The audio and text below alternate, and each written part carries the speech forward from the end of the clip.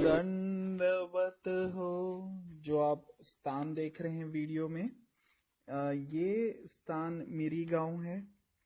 मिरी गांव स्थान पे हमारे महाराज रावस गांव से आए।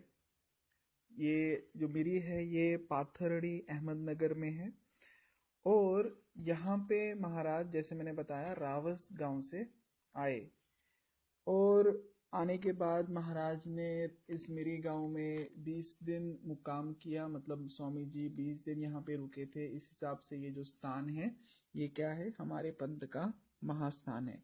इस स्थान पे हमारे महाराज हर दिन दादोस की तरफ से पूजा अवसर और खाना उसकी तरफ से खाते थे।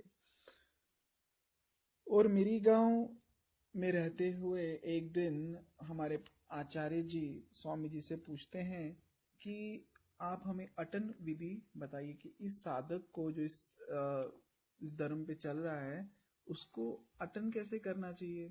अटन मतलब एक गांव से दूसरे गांव जाना। तो ये जो लीला हुई है ये इस स्थान पे हुई है। मतलब हमारे महाराज ने अटन का जो महत्व है वो इस स्थान पे बताया। तो हमारे जो आचार्य जी हैं वो स्वामी जी से पूछते हैं कि हमें बताइए कि इस पंथ के महात्मा को अटन कैसे करना चाहिए। मतलब किस समय इसको चलना चाहिए, किस समय इसको रुक जाना चाहिए, क्या क्या करना चाहिए। मतलब किस जगह पे रुकना चाहिए और किस पेड़ के नीचे बैठना चाहिए और क्या क्या देखना चाहिए। मतलब ऐसे 4 प्रश्न हमारे आचार्य जी स्वामी जी से पूछते हैं। तो प्रश्न क्या क्या थे। पहला प्रश्न था कि इस महात्मा को अटन करते हुए किस समय इसको चलना चाहिए, किस जगह इसको रुकना चाहिए, किस पेड़ के नीचे रुकना चाहिए और क्या क्या देखना चाहिए। ये देखिए सीक्वेंस में है। इसको याद रखने के लिए आप देखिए, पहले चल रहा है आदमी अटन चलते हुए। तो चलने के बाद अब कहीं पे रुकेगा तो वो पूछते हैं कहाँ रुकना चाहिए। अब रुकेगा तो जगह कौन सी, किस पेड़ के नीचे रुकेगा, क्योंकि घर तो नहीं है इसके पास। तो फिर वहां पे रुकेगा, वहां बैठेगा। तो बैठकर अब उसको क्या करना चाहिए, तो क्या क्या चीजें देखनी चाहिए, क्या नहीं देखनी चाहिए, ये उसके हमारे श्री आचार्य जी के प्रश्न हैं। तो इसके इन चारों प्रश्नों के उत्तर में हमारे महाराज 4 उत्तर देते हैं। महाराज बोलते हैं कि किस समय इसको नहीं चलना चाहिए, तो अवेल, सवेल और दोपहर, ये 3 समय इसको नहीं चलना चाहिए। अवेल मतलब इवनिंग में 6-7 बजे के बाद रात को 12 बजे तक। सवेल जो है, सवेल क्या होता है,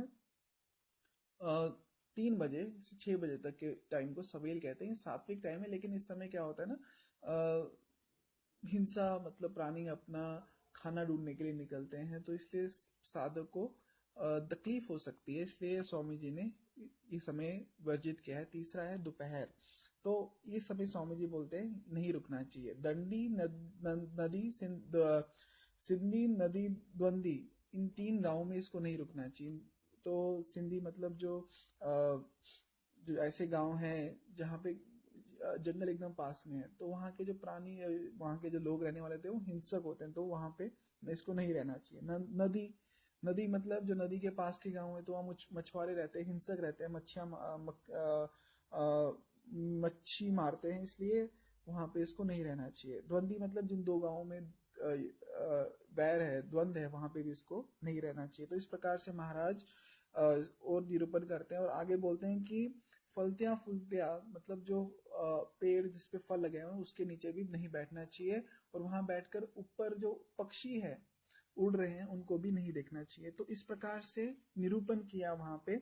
और महाराज फिर वहां से मिरी गांव से 20 दिन मुकाम करने के बाद महाराज घाट की तरफ गए। तो वहां पे सादा भी पास साथ में थी महाराज के मिरी गांव में। तो वो बोलती मैं भी जाऊंगी। तो भाई साहब बोलती है नहीं, इसको नहीं लेके जाएंगे, भिक्षा नहीं मिलेगी। तो महाराज कहते हैं कि यहाँ पे जो है किसी भी प्राणी के इष्ट को आड़ नहीं आना चाहिए।